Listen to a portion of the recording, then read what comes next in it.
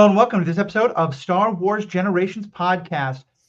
My computer problems are almost done. I'm not able to get my mic working yet, but my computer will not be crashing today. At least I hope not, because it's 3 hours old.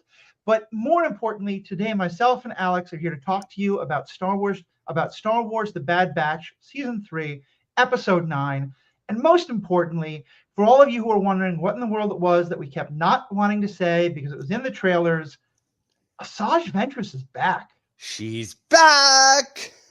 Oh, what was it like for you seeing her? I kind of expected after last week's episode that we get her. But we weren't at no point were we sure what kind of context we would get her in. And just seeing her, I don't know, it was a very subtle portrayal of her. Like there was nothing over the top, nothing aggressive, like very just calm. But it was cool to see her kind of how I pictured her in some of the later of the Dark Disciple book, like a little more calm demeanor, kind of have come to terms with a lot of her demons. And it was just a very different, but like very like welcomed, depiction of her. Yeah, I think that's really true. And I definitely think that it does seem like a lot of what we read about in the Dark Disciple, we don't know how much of the plot of it has happened, but definitely this is not her at the end of the Clone Wars. This is some development has happened, some changes have happened.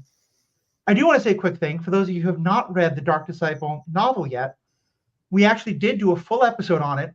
We keep mentioning it because it's a novel that was written some time ago, but it's about Asajj Ventress after she has done all the things she does in the Clone Wars TV show. And it's a great story. I don't want to give anything away, but it involves some major character development. And the creators of The Bad Batch have said that the ideas of that book are definitely going to be reflected in this. Mm-hmm. So if you want to, I definitely recommend reading the whole book or listening to it. If you want to get our coverage on it, you can become a member of the podcast. The information is right up on here. For just $5 a month, $55 a year, you get access to all the bonus content that we put at the end of every episode. You get access to the full bonus episodes, like the one we did on that book. We've done some on some other books as well. And most importantly, you get to help support the podcast. The computer that I bought was the membership fees we are getting was a big help towards making that happen. But more is always good. There's a lot of work that goes into making these podcasts happen. $5 a month is a great way to do that. And of course, there is also all the ways to contact us. Let us know what you think of the podcast and talk to us. But okay, back to this. I have to say, first of all, we talked about last week that we thought it was going to be Asajj Ventress, but we didn't know in what context. Mm-hmm. And I am really glad that we didn't spend a long time wondering what her motives were, or with her originally going against them, but then having to work with them. Basically, it was, she's here to work with them. She's going to be cagey for the sole purpose of giving us a really wonderful looking animated fight scene, which I think there was no reason for the fight, but it gave us an incredible fight scene, so I'm mostly okay with that. But then it was just very clear she's here, and she's here to help Omega figure out what this M count stuff is all about. Mm-hmm.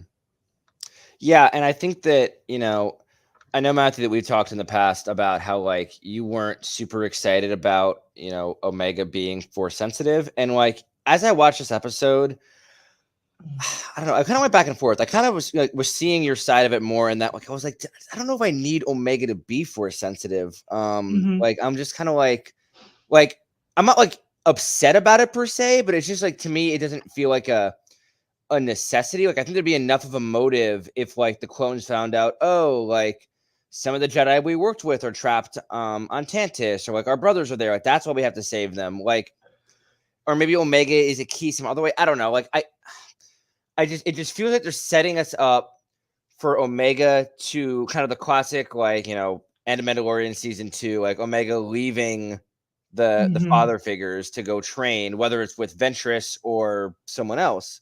Now I will say, if we get a spinoff show of Ventress training Omega, I'll eat my words. If I get like a show of Ventress and Omega, I will be a very happy person.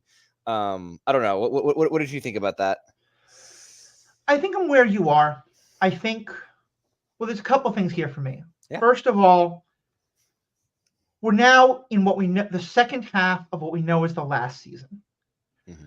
I didn't want Omega to become a Force user and have that take over the show, because I really like shows that aren't about Force users. And because it is happening so late, and because what I think is a great both strategic and plot decision, although you feel bad about it, Asajj lies to Omega. Mm-hmm. So it's not going to, the second half of it isn't going to be the Asajj and Omega show. I think there's absolutely no way in the world it doesn't become that by the end of the show. And I think you're right. We might well get a Asajj and Omega spinoff. We might well get a Omega and somebody else spinoff.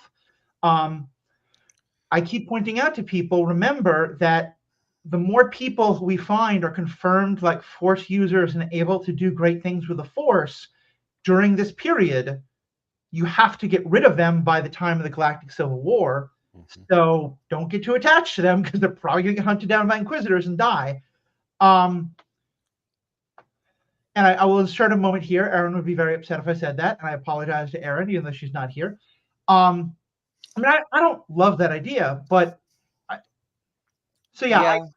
kind of feel like I'm okay with where they're going with it. I liked Asajj showing up, what she showed up as. I will say that it feels like Asajj is going to drop out. Like, it feels like she was just here for this one episode, and maybe she'll be back at the end. That's what I was actually about to ask you, because I got the same vibe, and I was like, I would be a little disappointed, I think, if they threw her in here just for this.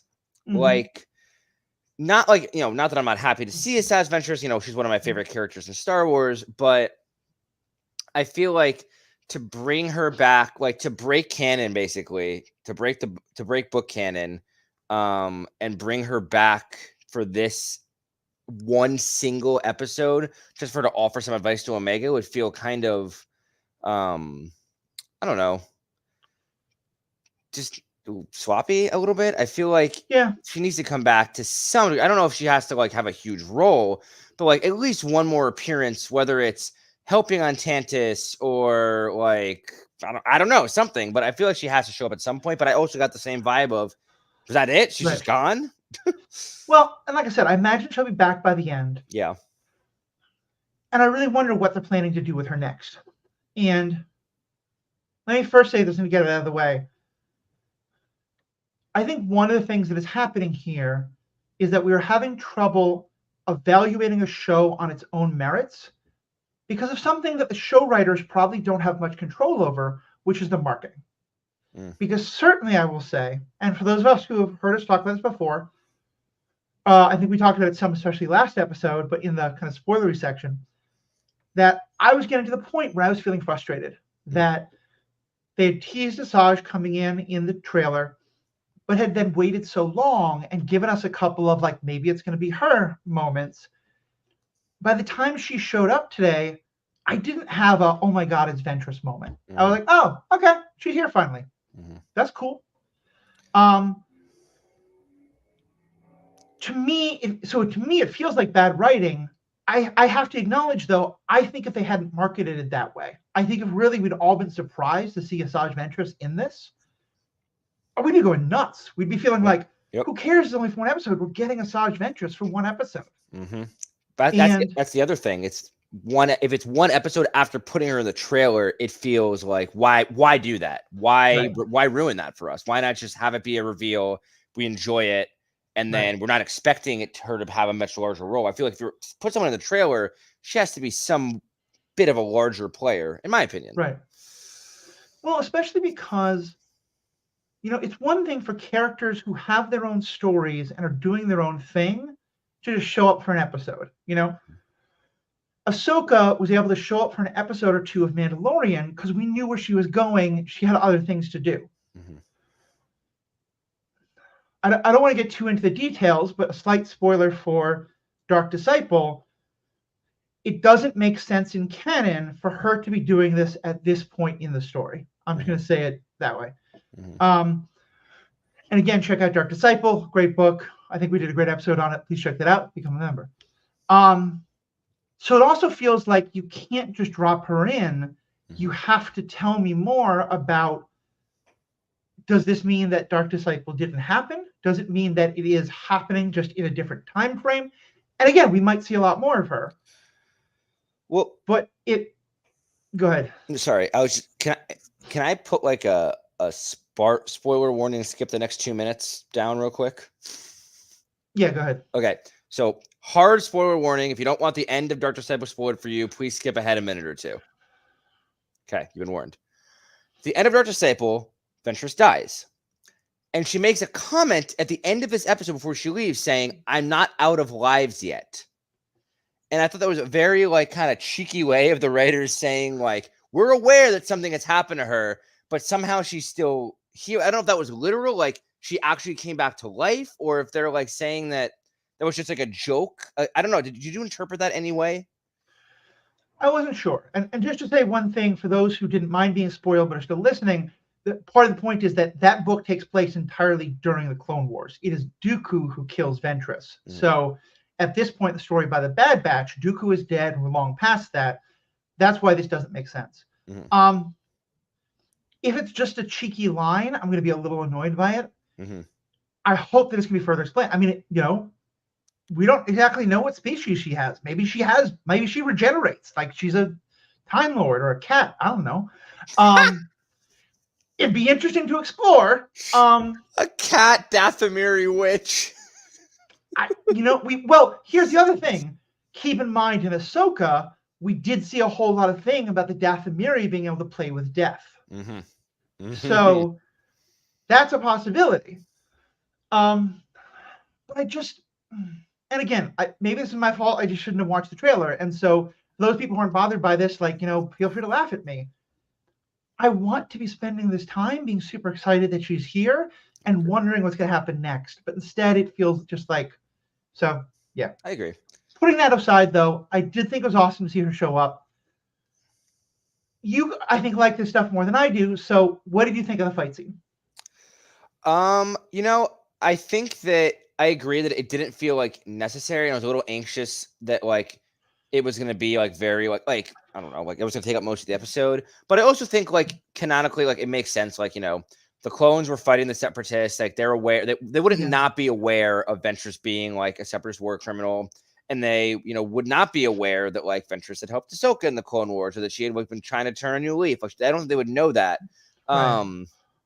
But I think that like for me, like it was cool to see like the them all fight with their hands, like very martial arts style. That was fun. But I think it was kind of, again, it would have been cooler if the trailer hadn't ruined it. Like it was cool to see her pull out a yellow lightsaber, but I already knew that was going to happen because of the trailer. Like we had never seen her use anything but her 2 red blades, and even in the book, she was using 2 red lightsabers. So like at any point in Star Wars canon, and to see her pull out a yellow lightsaber in that moment, I would have like lost my mind. I'm like, oh my God. Yeah. She's like put away. Like what happened to her old sabers? Why are they gone? Like she's given them up after never giving them up. And I actually might lend more credence to the idea that like she was reborn, like the events of the Dark Disciple did happen and she was able to be reborn. Right. That's why she doesn't have her sabers anymore. Like, I don't know. It's that part was cool, but again, it just didn't have the same like weight that it would have if I hadn't already known about. Like, that's fair. I was trying to get us past talking about the trailer, but that's fine. Sorry. Yeah. And I will say, like in terms of the reason for the fight, she was being incredibly. I didn't think so, because to me it felt like she was being incredibly cagey about why she was there. They were being like, "Why are you here?" And she was like, "Well, if she just said, I've turned into Leaf. I'm here to help Omega. I want to work with you guys," I don't think it becomes a fight. And she said that after the fight. I don't know if that. I don't think it bothered me as much, because I think that like, one, Ventress has always been very coy and playful, even when she was working for Dooku. Like she was always like kind of very cagey and coy like that. And also, I mean, I want to give her I'm going to give her a smidge of credit in that, she was told by Fennec to show up here, but she doesn't know these people. She doesn't know the clones. She knows the clones don't trust her. And like, she also definitely has an extreme amount of her own trauma from that war, that like probably bubbles up in the moments like that. So I'll give her the benefit of the doubt on that one, but I do see where you're coming from, and that like, if she had just straight up been like, I'm here because Fennec asked me to, I just want to test Omega, like I'm not your enemy, like to be honest though, Matthew, like, do you think that if she said that to the clones, they would have believed her? No, that's fair. I think they could have set it up a little bit, but you've actually convinced me a lot more that what she did made sense. So yeah, I'm good with that then. Yeah. And I will say, for me, even as someone who doesn't normally like animated fight scenes, like I mean, I know it's weird to talk about action stuff all the time. It was an amazing fight scene. Like I thought it was really good. It really highlighted each of the Bad Batch's particular fighting style and how easily she was able to read that and overcome them. I mean, it really just showed that she is completely a class above all of them. And I just loved also all the stuff she did to very casually but completely change the term so that it was never lethal damage. You know, ripping their guns out. Hunter pulls a knife and she just does, you know. And like visually, it was also cool, like seeing her like character redesign. Like, you know, in a on-screen format, we've only ever seen her in like either her like kind of Sith assassin robes or like bounty hunter attire. And she's still kind of wearing bounty hunter attire, but it's very different. It almost it like resembles like a like Mandalorian type armor. It's not Beskar, clearly.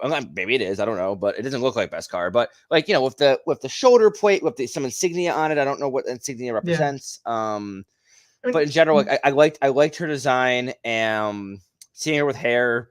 Yeah, we've never seen her with hair before. Never seen her with hair before. When she was under the water and all like stuck up, that was kind of fun. Yeah.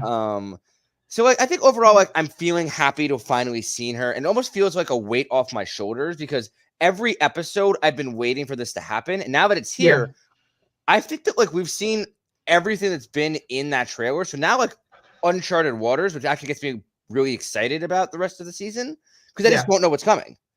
But so like for me, the lesson is I'm just going to go back to not watching trailers. That's fair. I think I would be enjoying this so much more if I hadn't seen that. No, it's so fair. Especially with you and Aaron being like, well, but it hasn't happened yet. And I'd be like, I don't care. You know, we'll see. Moving off Ventress. Sorry, you go. You have something else? I was going to say one or two more things about her. Yeah, sorry, go ahead. Because again, I just want part of the other thing I think that's interesting in all this is, and that I do hope they address soon, is that one of the things that happens in the book, I don't think this is a very broad, no specific spoiler, but if you really want to preserve it, skip ahead 30 seconds. In the book, there's a lot of talk about her moving away from being purely on the dark side, but also that she's kind of trying to find a middle place in some ways of like, can you use the dark side as some of the power you draw on without being utterly consumed by it? And I'm very curious where they're going to show her with that, because certainly there's that beautiful scene where, you know, you've heard me rant that I'm really sick of, particularly this show, but a lot of the Star Wars stuff, our characters go into a space where a large animal happens to live and then kill the large animal because it's threatening them, because it's just defending its territory or it's young. Like, just leave the damn animals alone, stop killing them. So I was getting kind of annoyed at that, but I was really happy when Ventress did this beautiful thing of like, wait, no, don't kill it. Let me just be at peace with it so it's no longer aggressive and it'll leave us alone again, which is very, like, that's not the dark side at all. And so I thought that alone was a beautiful way of showing wherever she is, she's definitely not just like full on dark side the way she used to be. Yeah. She remained very calm, but she also did show, like, using the force choke on Wrecker in that fight, like there is still some influence of the dark side, but it was very controlled. It was a very controlled version. And I know it's Legends now, but the yellow lightsaber, like, you know, used to represent, like, you know, I mean, maybe it's canon, I don't know, Jedi Sentinels. And like, you know, the idea of like the yellow lightsaber, you know, for a while represented like the idea of a gray Jedi or a Jedi Sentinel, or like the folks kind of in the middle. And I think in the more canon side of things, you know, the Jedi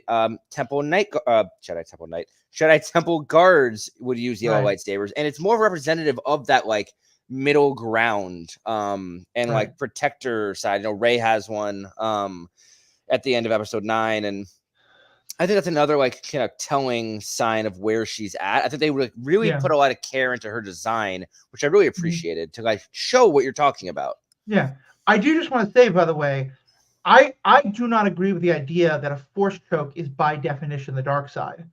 Because among other things, Luke Skywalker, I knew this was coming, the Gamorrean guards. And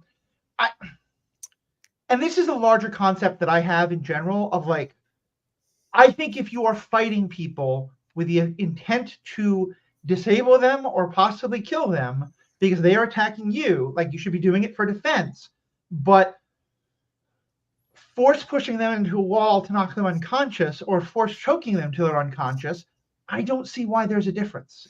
So, you go. I'll give a more extreme example, which longtime listeners to this podcast have heard me say before.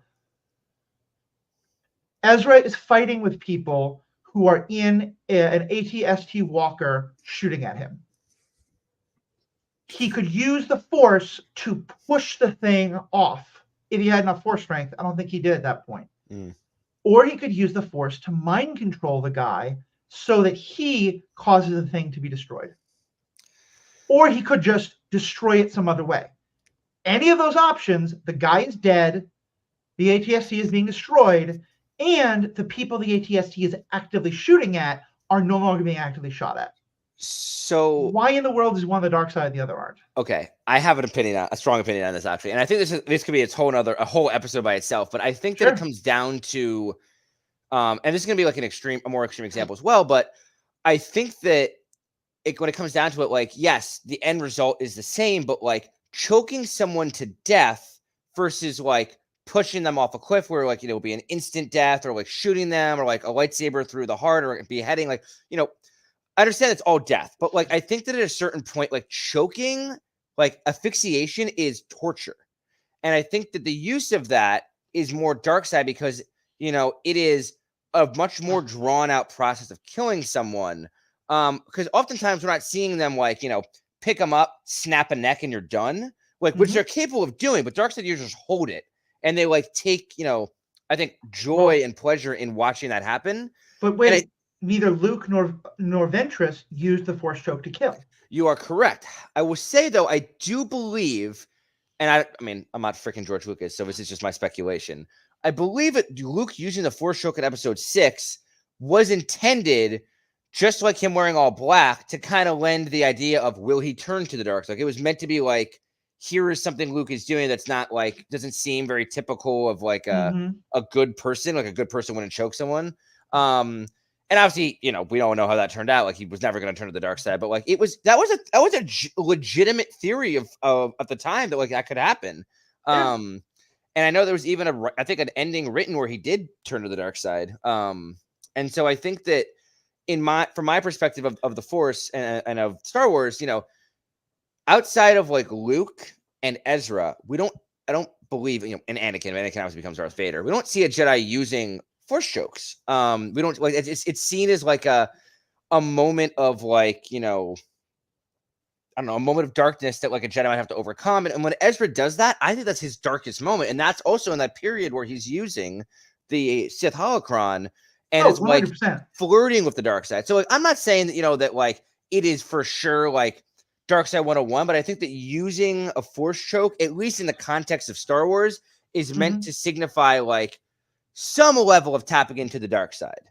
Yeah. Well, and that's the thing. And like I said, I think that could be one of the most interesting parts of Asajj Ventress's character, is if she is still willing to tap into the dark side. Because I think you are right that the Jedi, particularly of the prequel era, believe this idea of like, you have to fight honorably and things like this. Yes. Which I think is incredibly dumb. Like, I think fighting is dumb and you shouldn't be fighting. But if you're gonna fight, if you're attempting to save other people's lives, and the longer it takes to stop this person hurting people means that they will hurt more people, throw your honor out the absolute window. Like, it's funny. Win the fight as fast as you can. So and if that means mind control, do it. So you agree with Tarkin from the Clone Wars when he said to Anakin, like, the Jedi don't go far enough to win fights, and we often lose because you have peacekeepers leading a war. And I think that goes back to, it gets me all excited, Matthew, because this goes back to the grand scheme of Palpatine. Basically, like, he knows the Jedi won't break their code, and those who do are seen as traitors or bad people and are excommunicated or punished, and it just causes infighting, and he tears down the Jedi because they're so stubborn about their damn code. Yeah, I think that they're too rigid and too brittle. And I think that's kind of what they are. To me, the issue shouldn't, and to be clear, like, there are rules of warfare and conflict in terms of like not attacking civilians, and not using like starvation or things like that as tactics of war. I'm all for that. I'm just saying, if the end result is killing someone else, getting into the nitty gritty of like you do it this way, you do it that way, feels so ridiculous to me. I get it. And to me, I think it's always been something I disliked about Star Wars is that they were so much on this, the purity of the it's one thing that's funny is they never actually named the non-dark side. It's the light side, I guess. But like I don't think any character has ever, and I think part of it's because we've mostly only heard from Jedi who think there is the Force, which is the real, and then the dark side, which is the corruption. They don't talk about it as two equal sides. Until Luke does in episode 8 when he's training Rey. He doesn't like say light side directly, but he does say, like powerful light, powerful dark. And Right. he like talks about like and I think that Luke, and my favorite part about Luke's character as a whole is that he does realize that and see that. And it's like, we can't be rigid. And like, that when he fell into the rigidity, that's when he failed. And that like, you have to accept. And I think the most, honestly, if you look at it, obviously, Anakin went too far. Absolutely. And, but like Anakin and Luke and a little bit of Rey and even Ezra, like, those are the Jedi that tapped into both sides and they became some of the most powerful Jedi that we've seen on screen. I mean, Ezra, like, maybe not Ezra as much. Ezra's his own goofy self, but, in general, when Force users are able to use the dark and the light and not lose their sense of self and not be consumed by the darkness and not fall into the rigidity of the light, they become really freaking powerful. I mean, like, it feels like for years we've just kind of floated around that concept of the gray Jedi without ever naming it that or like really getting into the nitty gritty of that, which is fine. Well, I think the gray Jedi took it in a specific direction that is really problematic in a lot of ways. I agree. But no, I do want to make sure that you acknowledge that, because you're talking about all these Jedi who became really powerful. When Anakin started, I think Anakin, if you call it Force users, Anakin's on that list. But by the time Anakin was using that much of the dark side, like, and also I would say Anakin, like, to me, part of that example is that some of them were able to touch the dark side without being consumed by it. Anakin is very much not that. Anakin is the person who got consumed by it. And I think that's where it becomes an interesting calculus, because if you say to me, okay, we're going to have 10 people and we're going to give all of them a chance to increase their power level by like 15%. But there's a 1 in 5, actually probably more like a 3 in 5 chance that they're going to turn all the way to the dark side and become genocidal maniacs. Like, obviously the math doesn't work.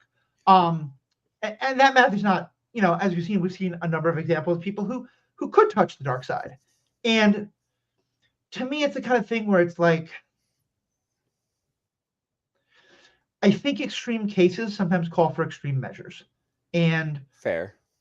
That sounds really bad. I want to acknowledge that. And again, like, I'm not at all justifying war crime or anything like that. Let me also say, every time you say something like, look, I know Anakin did bad things, but I always brace myself. So we've had a couple. Okay. I just want to point out real quick that, like, yes, Anakin did fall, but I think Anakin's peak strength was when he was just barely using the dark side during the Clone Wars and wasn't fully consumed yet. He was very powerful. Now, he absolutely succumbed to it after not that long, but there was a little sweet spot there for a little while where the dude was basically unstoppable. And Windu also, I mean, it's well documented that Mace Windu taps into the dark side for, his lightsaber combat. And I think that, like, it's even more than a 15% increase, honestly. I think that, like, your powers, I don't know if they double, but they become the math doesn't make sense. Significantly more powerful. Sure.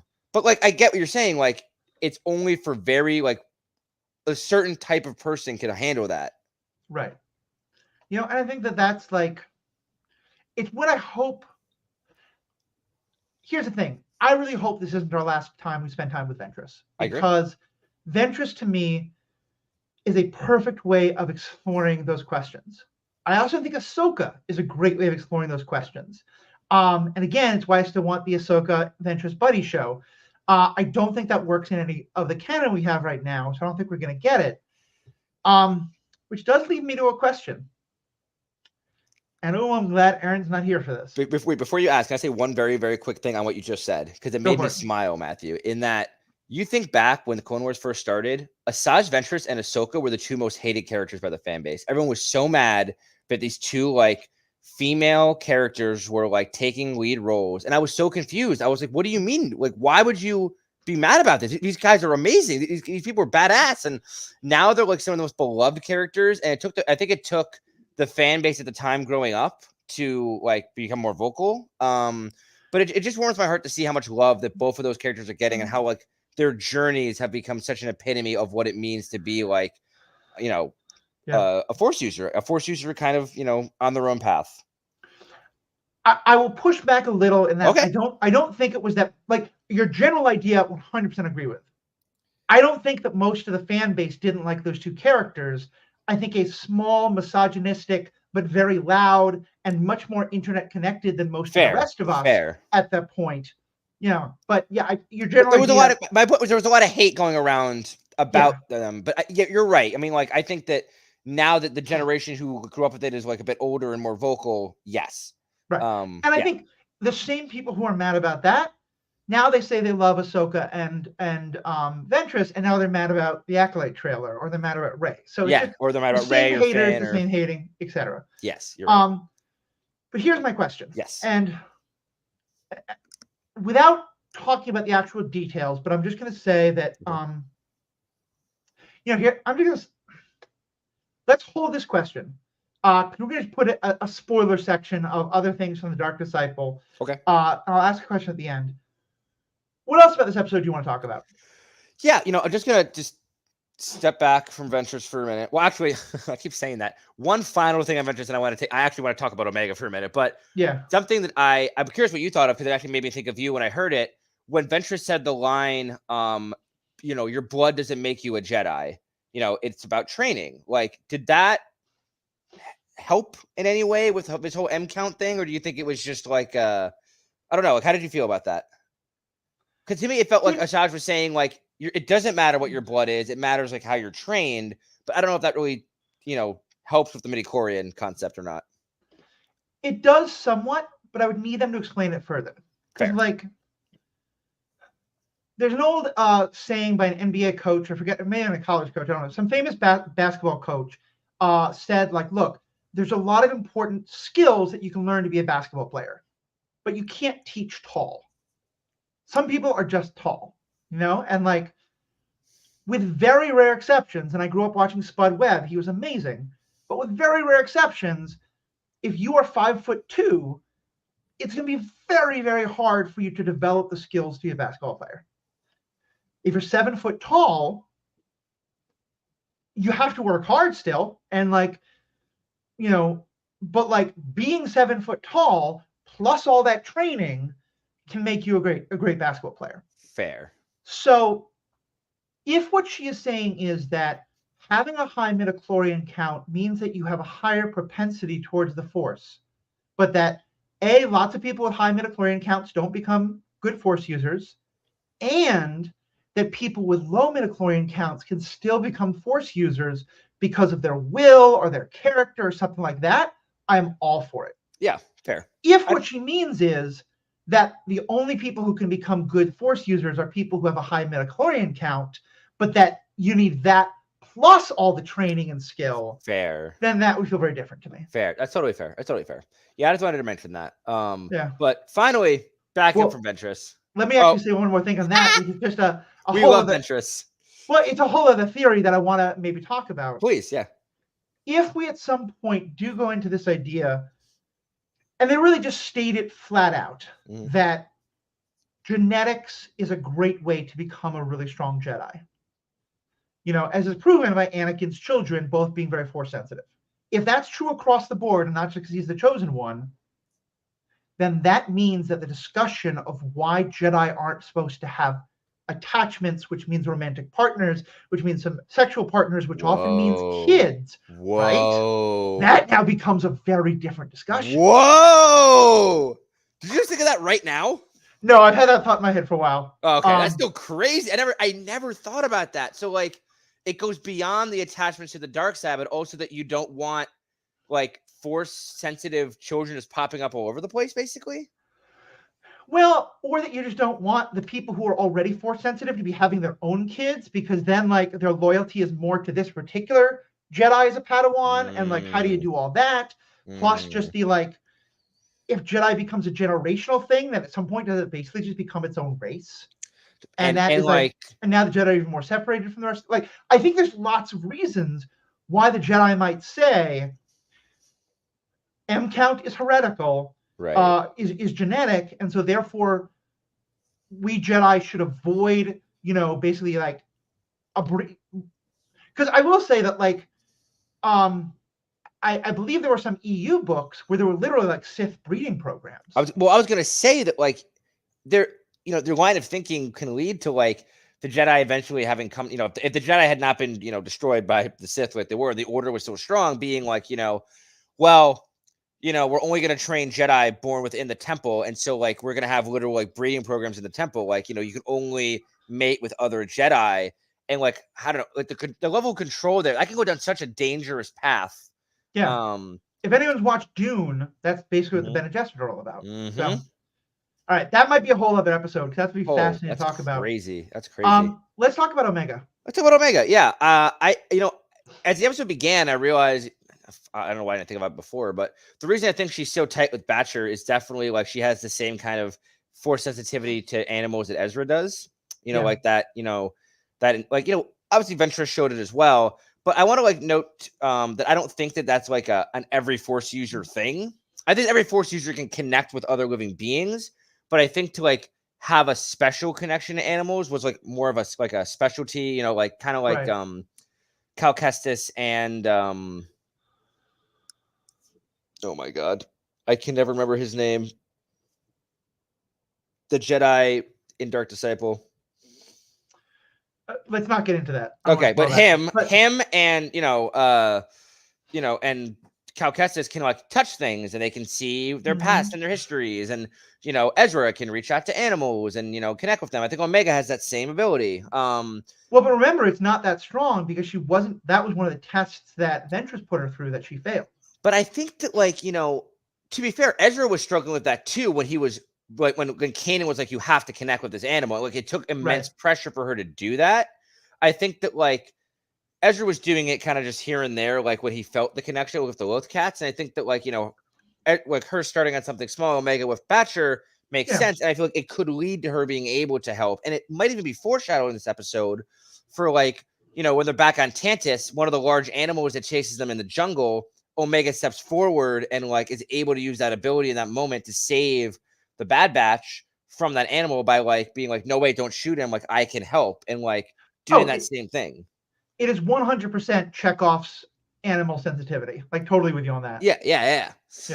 And you're right. You're right, because also like Ventress said she didn't pass the test when really she kind of did. So it may be that was an impossible level of the test. Yeah, and I think that like Ventress could sense, what was going on, and like just didn't want Omega to know, and it was cool to see like Ventress protecting her. But I do think Omega. I mean, I'm curious how or why the Kaminoans made Omega. Like, did they see cracks? The cracks forming, like wanted to create force sensitive clones to protect themselves? Was it just pure experimental curiosity? Was it a freaking accident? Like, how did they get Jedi blood? Was Dooku providing Jedi blood? Like, was this plan to clone force users? Like something Palpatine had in mind 15 years ago when he first put out Dooku to order these clones? Like, I don't know. I'm curious. Well, especially because like my first thought would be, of course, Palpatine planned this. It was always part of the plan. But then remember, the Empire doesn't know this about Omega. And it may be that the Empire ordered them to do some of these experiments, but they just didn't know exactly who they had done it with and how. So there's a lot there to explore. They did specifically save, dude, I can't remember names today. The Kaminoan doctor who was tight with Omega, who's trapped on Tantis. What's her name? Yeah, we need Aaron. We're terrible at names. Okay, we're terrible at names. Her, not Tanwi, the other one.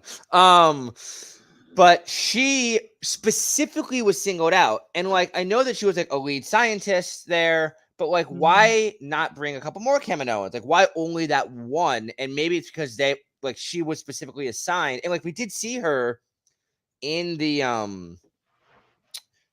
Clone Wars. I'm pretty sure she's the same one who like was hiding, the stuff from the Jedi, if I'm not mistaken. And so like, she seemed to have a little more knowledge and like the ear of the Prime Minister. So like, maybe she was put in charge of this like force sensitive testing, but like she succeeded, got attached to Omega, and didn't want to like tell anyone.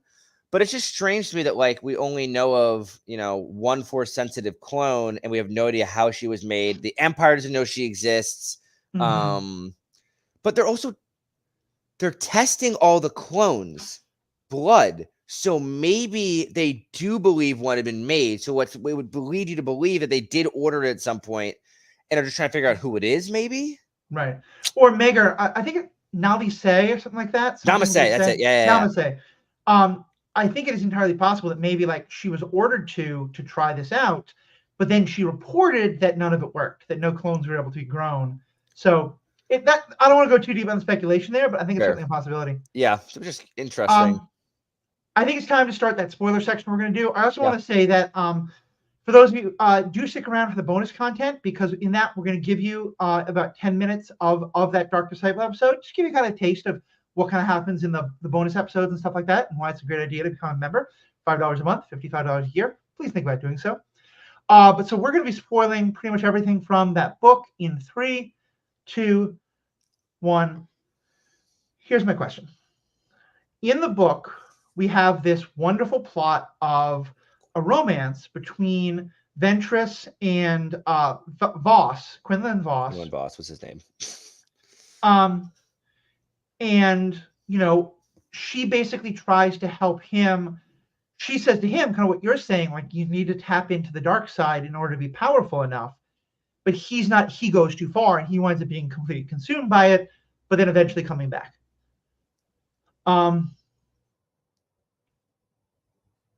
And they've said they're going to honor the story of Dark Disciple. I think what they mean is that all that is in the past, and yet somehow she is still alive, even though she died in that book.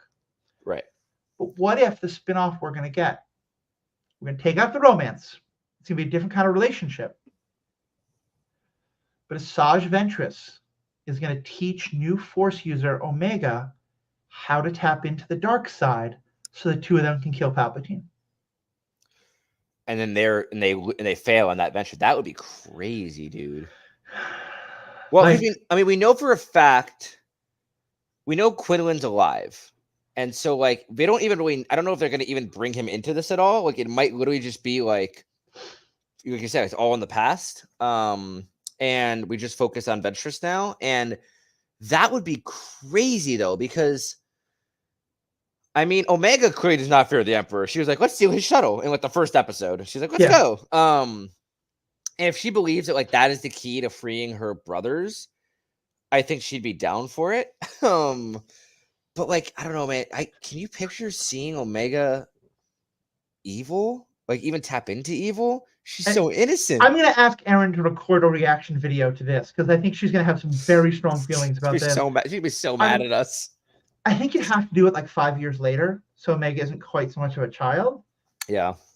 But yeah, it could get really dark. And I would love that. And most people who love, like, I love the character of Omega, don't get me wrong. But I think enough of I think it'd be kind of like, I think if you take, I think Omega has, like, there's not the marketing, there's not the merch, it's not on as big a scale, but to the fans, I think Omega now is holding a very similar place that Grogu does. And every now and then I point out, like, Kylo Ren probably kills Grogu or something like that. Yeah, listen, we don't know that. But he's not showing up. So, like, I don't think Omega makes it to the Battle of Yavin. But maybe she does. I could be totally wrong. I don't think they will go there. I think that would be way too dark, but I would freaking love that. To be fair, when we're Omega is can't be that much younger. I mean, maybe a couple years younger than Ezra in the beginning of Rebels. And we see him go down a little bit of a dark path for a while. Well, it's a literal for 15th birthday. I think she's still like 12. Okay, so 3 years. I mean, is it that much of a difference? And like, remember, clones age twice as fast. So like, another year should basically be the same age as Ezra was, or 2 years when he was dipping into the dark side. And so, I think it's definitely in the realm of possibility. And I think that if you say, like, you're saying that, like, basically instead of the romance we get with Quinlan, instead of all of that, it's more along the lines of, now we're seeing the same kind of teachings, but to Omega instead. I mean, that would be that'd be very interesting. And I think Omega does have like the grounding to withstand that kind of training, because she said, like, I never gave up on you, Crosshair. She's always willing to give people a chance, and she's very like grounded and trusting. Mm-hmm. And so I could definitely see her, like, I could see that happening. Yeah, that would be kind of, because I mean, I kind of like want a show with Ventress and Omega now. And like, I know that, like, again, I'm sorry, Aaron, that, like, it would mean tearing apart the family, like Omega would be taken away. But like, it also, like, in my headcanon, like, the Hunter, Wrecker, and Crosshair, even if like one more of them die, like, or if all three of them live, them and Echo living to the Battle of Yavin is more plausible to me, because like, you can hide like soldiers in any ship or anything. It's not doing anything crazy. They're not going to greatly tip the balance of power that much, versus like a force sensitive individual outside of Luke Skywalker would throw the whole story into chaos. Yeah, I think it's true. So I think that like them splitting up and the clones, going along with whatever path they want to take, whether it's with the rebellion, Saw Gerrera, if they're on their own little thing, like Rex does his own little thing, like, that's more viable to me. Something has to happen with Omega and Ventress, because it just doesn't, like you said, like, I mean, I don't know, where have they been this whole time? Yeah, so we'll see.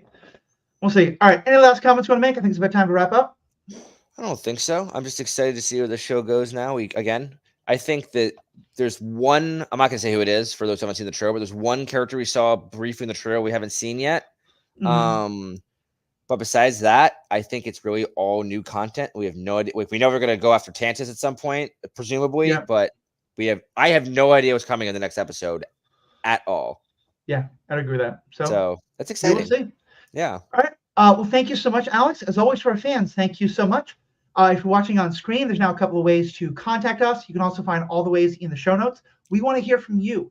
Let us know what you think about the episode, about episodes coming up, about any of the crazy theories that Alex and I were batting around. Mostly I'm the one going off mostly I'm the one going kind of way into the deep end, and Alex is helping to pull me back. But let us know what you think. Of course, again, I hate to keep pushing it, folks, but just if you become a member, $5 a month, it really helps out so much.